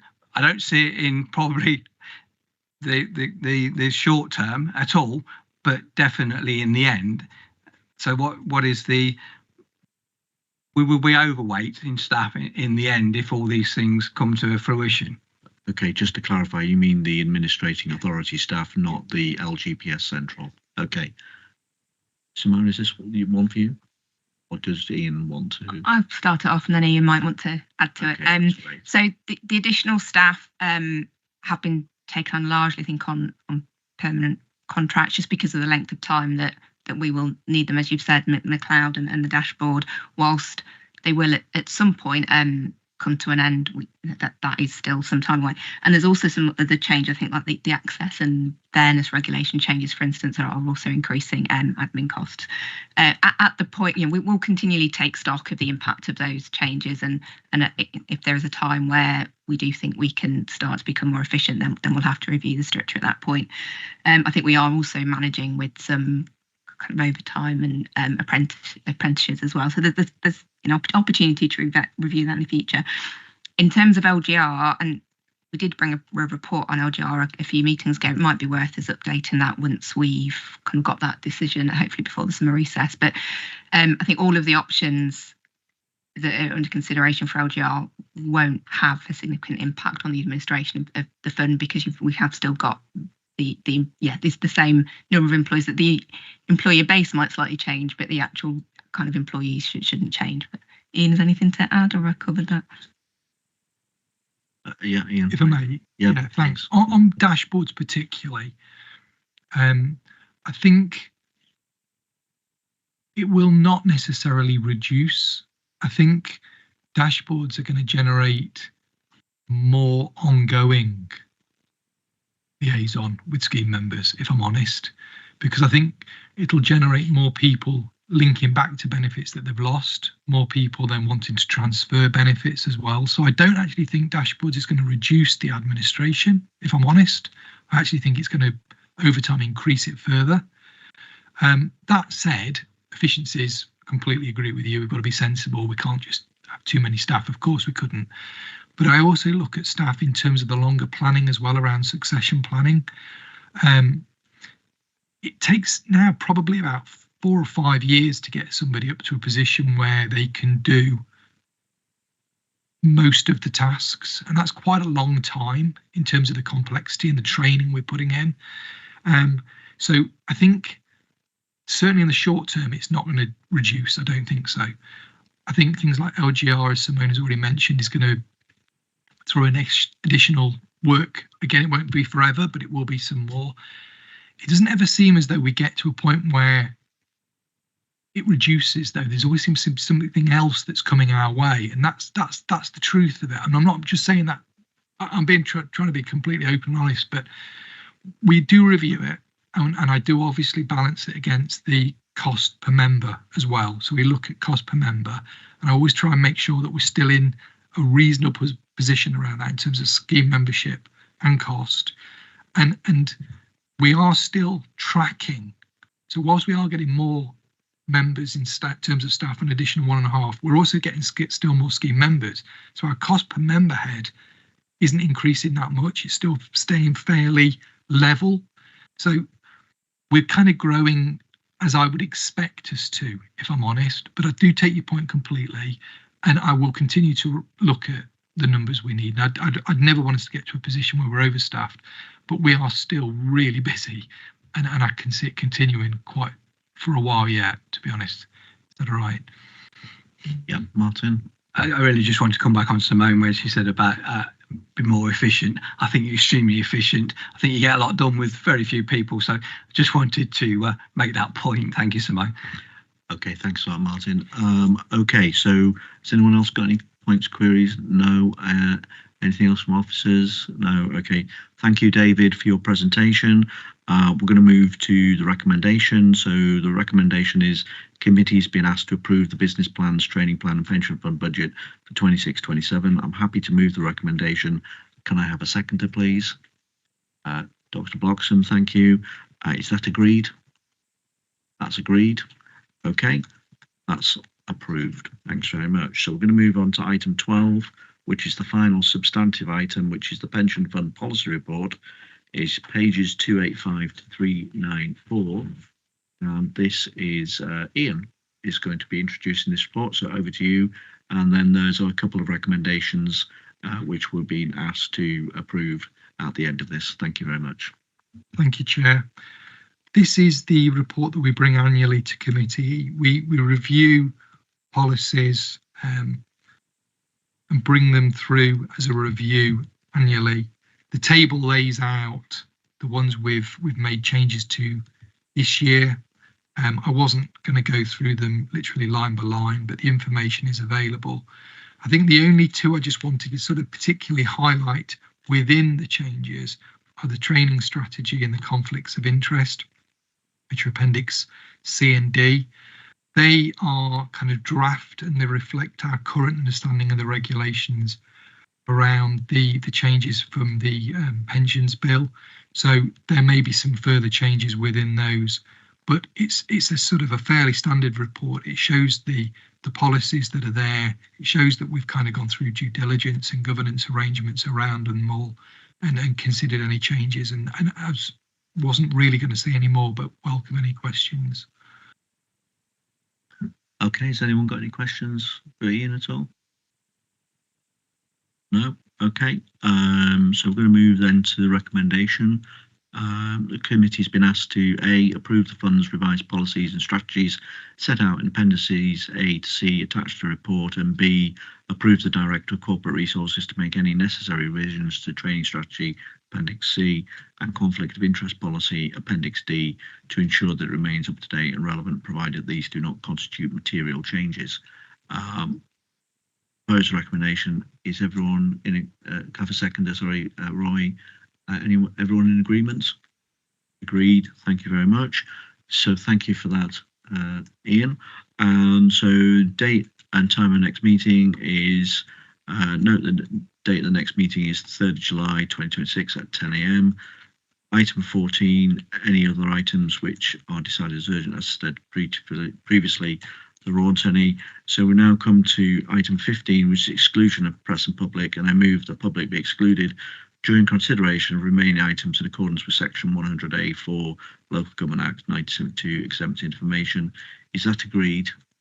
That's agreed. That brings us to the end of the public part of the meeting. The live stream will now end, and Angie will let me know in a second or two.